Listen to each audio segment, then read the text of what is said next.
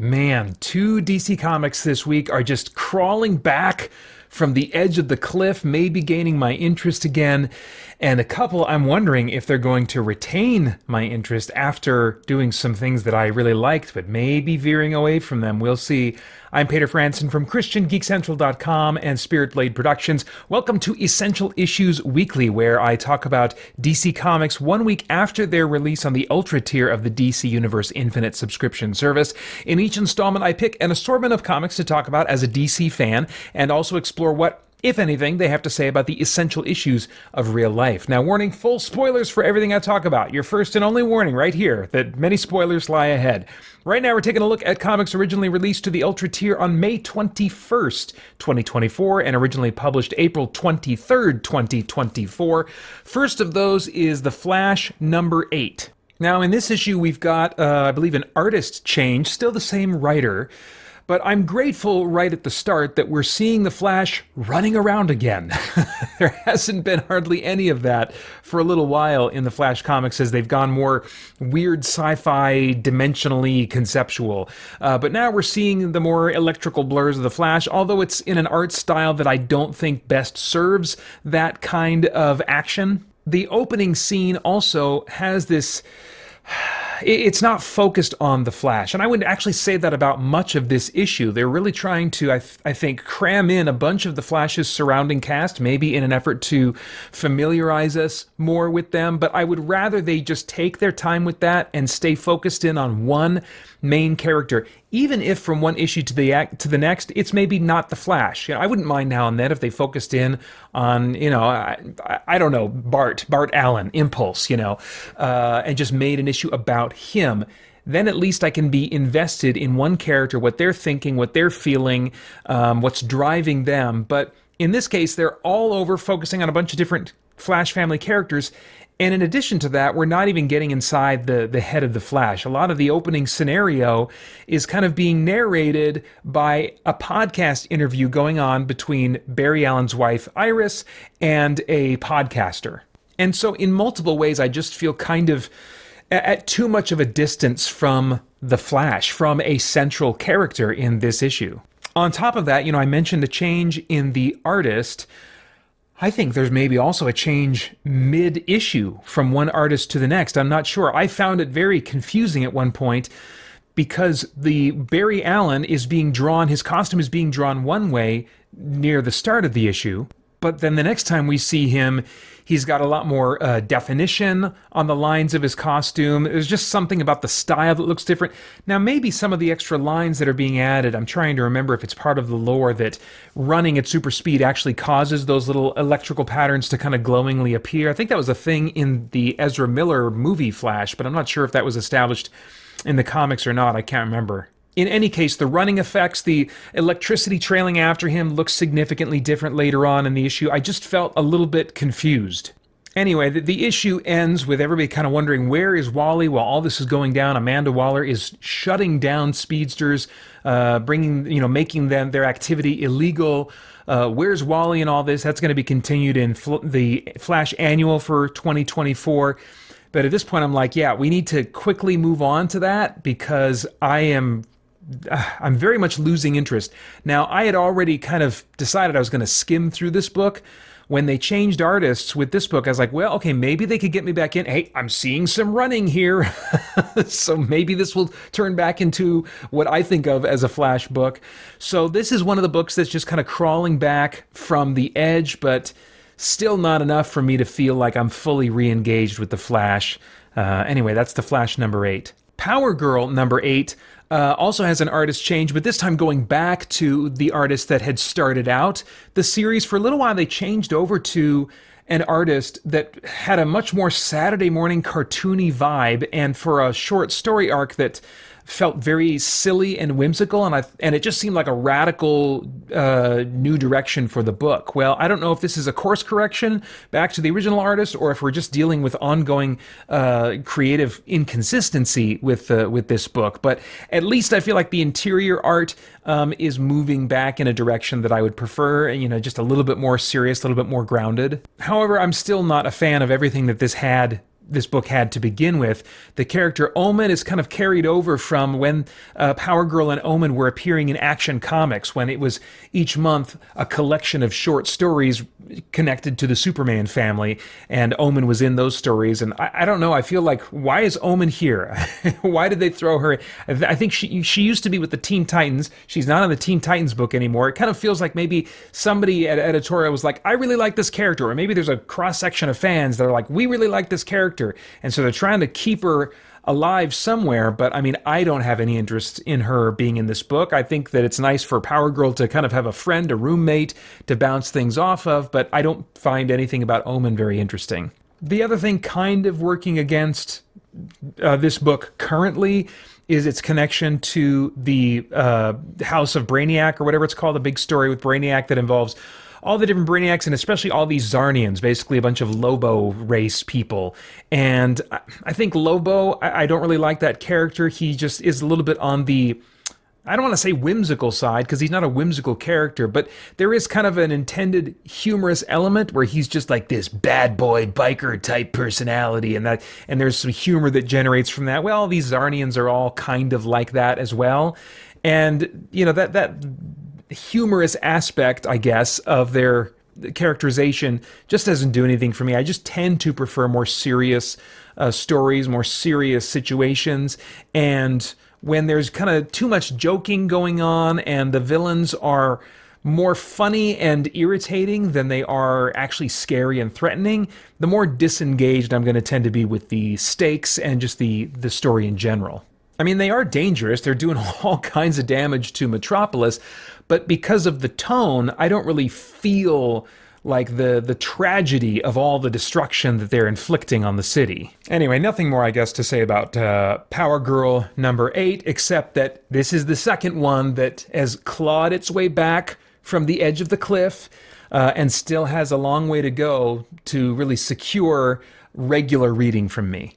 Now, one book that a few issues ago clawed itself back from the edge of the cliff and actually really had me engaged was Green Arrow, namely because the cosmic adventures of Green Arrow ended. He came back to Earth and was dealing with more just kind of boots on the ground, street level type of threats, espionage, getting caught up in Amanda Waller's business, her basically using him to get something that she wants in exchange for giving him something he wants, namely the location of his arch nemesis, Merlin, which is like the archer that he trained under in his early days as Green Arrow. And this issue was a much appreciated by me retelling of Merlin's origin story as it relates to Green Arrow. And so it's not that it really advanced the story, it mostly got us caught up on where Merlin's background is from, like his whole story, and where he got how he developed his skills, a little bit about why he and Oliver Queen are butting heads, although the stakes there aren't quite as personal as I'd like them to be. Still, I appreciated the recap, and certainly the conflict has become personal, if it wasn't before, by Merlin, who was doing all kinds of stuff messing with Oliver Queen's family. But a lot of this issue ultimately lacks some consequence, because at the beginning, Arsenal and Green Arrow are fighting hard light holograms of the Justice League. And I guess there's maybe a visual gag to that, but it's like, okay, they're not really fighting their friends. And then kind of like the cliffhanger at the end is that Merlin is forcing Green Arrow to fight hard light holograms of his family, his found family, and his actual biological, or did he marry into any? I don't think he's married any of these people. But anyway, people that he considers longtime lovers in the case of Black Canary, or children in the case of so many of his sidekicks, and some which actually are biological children. And there's kind of a moment here where he's like not willing to fight these holograms, and it looks like they're getting the drop on him. And I'm like, you know these are holograms. You just said at the start of the issue to Arsenal, remember, these are holograms, they're not the Justice League members. And so now I guess I can understand that what it seems like to me is they're just trying to create a cliffhanger moment by making him susceptible emotionally to this, even though it doesn't really make sense. We need to have him beaten down at the end of this issue, and this is a way to do that. And I just kind of see where this is going. He's probably going to realize in the first few panels of the next issue, hey, that's right, these aren't really my family, and then he'll triumph or whatever. So this whole fighting hologram versions of people that I know gimmick really brought this issue down for me when the storyline with him hunting down Merlin, working with Amanda Waller up to this point has been otherwise engaging. So this, for my taste, is a bit of a misstep, but I'm certainly on board for what happens in the next issue. But that's all for now on Green Arrow 11. Finally, Penguin number 9. I've really been enjoying this series, which for the first time made me think and feel that Oswald Cobblepot could actually be dangerous. It could actually be someone that people should take seriously and be afraid of. All this mystique was built up over multiple issues of him gathering kind of a team to take back to Gotham, ostensibly to reclaim his criminal empire from his 2 children, his grown adult children, who swallowed it up in his place and took over it. And even though they have their own bickering and stuff going on, they're basically running his criminal empire, and now he clearly is coming to retake it. And to Batman, this is obviously what Oswald would be doing, and so as bombings start happening around the city, he suspects that Oswald is doing these things as part of a strategy to take back his empire, confronts him on this, but Cobblepot is unwilling to admit that that's his plan. And for several pages, I feel like we're walking in place just a little bit. There's a conversation between Jim Gordon and Batman that, I don't know, is a little bit moody, I guess, but I don't get the sense of where it's going. Likewise, there's a scene between Penguin and like his love interest, if you using the word love very loosely.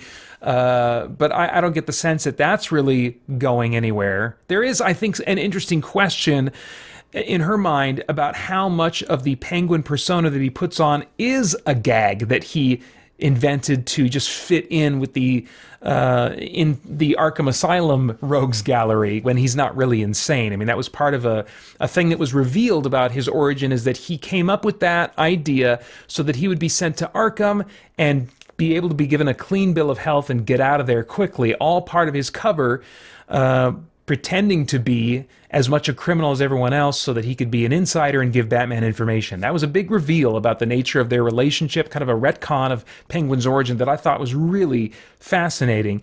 But now his love interest here is kind of asking, how much of this shtick is really you? And that's really, we're kind of in the dark. Is the opera holder for his cigarette and him saying things like whack, whack, whack, making bird noises. How much of that is an act and how much of that is for real? So there's definitely still some room to kind of explore who Penguin is. They've kept him kind of a mystery box in this run, and I do appreciate that. But something that might deflate some of the power of the Penguin persona that's been built up to this point happens at the end of the issue when Penguin steps into the back of a van and is met by a chained up, orange-garbed female inmate. And we find that her name is Rita, and I apologize, I didn't check to see, okay, who is this? Is this a former love interest of his?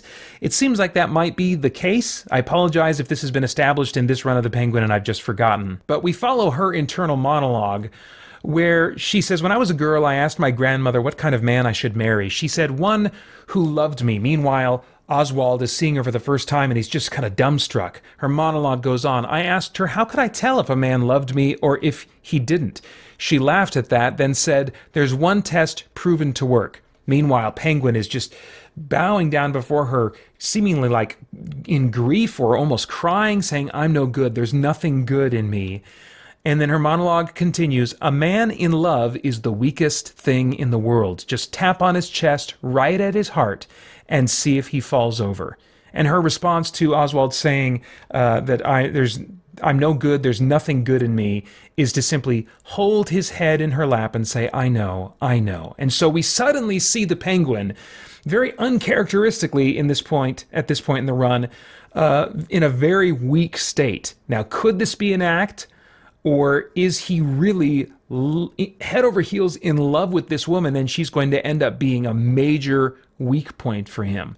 I think that is potentially something very interesting, but I am also not interested in seeing like this weaker version of the Penguin going forward, because I've seen him as weak for decades and never taken him seriously. And so I'm not sure if I'm ready at this point for them to dip back into kind of a weaker look for him. So, but that said, this run on the Penguin has earned so much goodwill with me that I'm definitely still on board, and I will look forward to what happens in the Penguin number 10.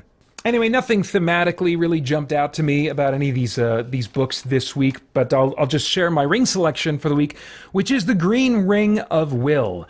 I thought about the Blue Ring with some of these books taking some turns, and I thought, dare I hope? No, I don't dare hope yet, but I am going to choose to move forward with the Flash, with Power Girl, and choose to give them another try, even though I have my hesitations, and we'll see what comes of it. And those are all of my thoughts, I guess, on comic books for now. As always, I would love to get your thoughts in the comments below. What book of these has your attention? Or maybe there's something else from DC that came out this week that I haven't talked about on the Ultra tier of DC Universe Infinite. Any of those comments, remarks, questions, I would love to get from you in the comments below. And then, of course, I hope you check out christiangeekcentral.com. Tons more content made for you there as we continue to geek out and seek the truth. For more chat about geek entertainment, answers to your questions, and news from the wider world of Christian geekery, get the Christian Geek Central podcast today on iTunes and other podcast services.